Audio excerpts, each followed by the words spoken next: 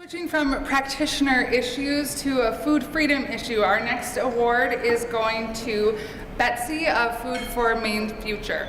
Betsy is a retired nurse and midwife, and she devotes herself to writing and activism on local farming and food rights. She currently serves on several boards, Food for Maine Future, the Belfast Co-op, and is vice president of the National Family Farm Coalition.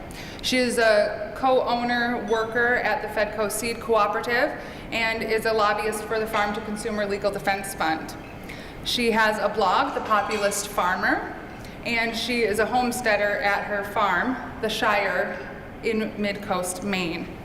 And we are awarding Betsy and her organization for passing into law Maine LD, they say legislative document rather than House Bill or Senate Bill, LD 725, titled An Act to Recognize Local Control Regarding Food Systems. So with the passage of LD 725, a municipal government may regulate by ordinance local food systems, and the state shall recognize such ordinances.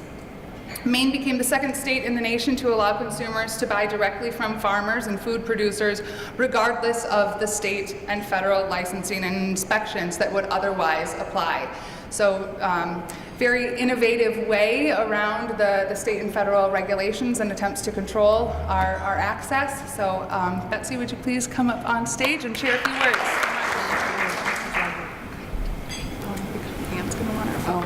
So I've been asked a lot about our story in the last couple of days, so I'm going to just take a few minutes and try to tell it. But first of all, I want to say how much I've really enjoyed this conference. I have learned a lot. I've met a lot of really great people, and I really appreciate being invited. And speaking for all of us at Food for Maine's Future and Local Food Rules, we would like to sincerely thank the National Health Freedom Coalition for this award. It is gratifying and humbling to have our work recognized by a national organization, and we are both touched and honored. A wise old legislator once told me that if you can't convince me of something in 3 minutes, you can't convince me, so this is going to be fairly short. Here's our story.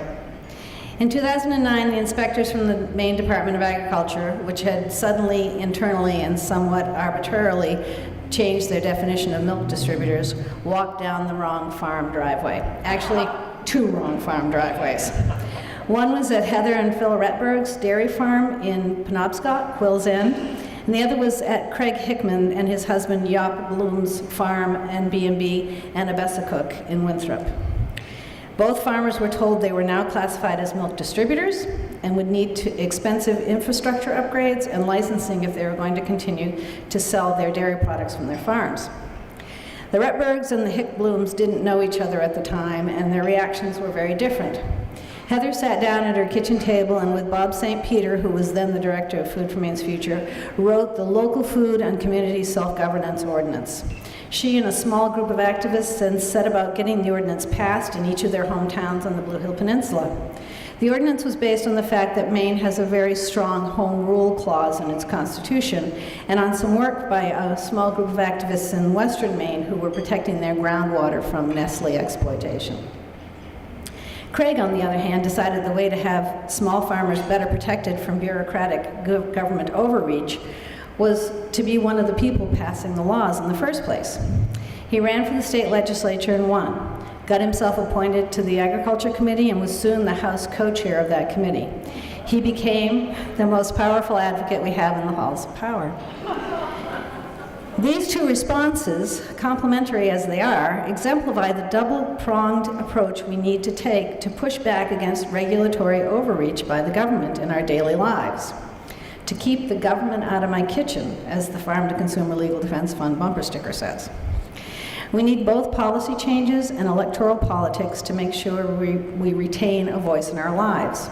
Without like-minded elected officials, the grassroots policy changes we seek will never see the light of day. We want freedom to eat what we want, food that is produced by local farmers with whom we have a relationship, food produced in our communities so that our food dollars stay in our local economies, good, wholesome food produced in ways that we can see by people that we trust. Just one more story and then I'll sit down. We were at this for 8 years. When we first took this piece of legislation to the Agriculture Committee, we were opposed by both sides of the aisle. One of the most skeptical legislators was a Democratic Senator, Troy Jackson. He was Senate co-chair of the Agriculture Committee at the time and definitely was in the "we're gonna die, we're all gonna die" camp of the food safety hysterics. But he's a true blue-collar progressive guy. He's really a good guy. He really is. And so I didn't want to give up on him. I really wanted to bring him along. And so Craig talked to him, and I talked to him, and Bonnie, and Heather, and Hedrick, and Richard, and we all talked at him. And sometimes we talked with him, and sometimes we talked at him, and we changed his mind.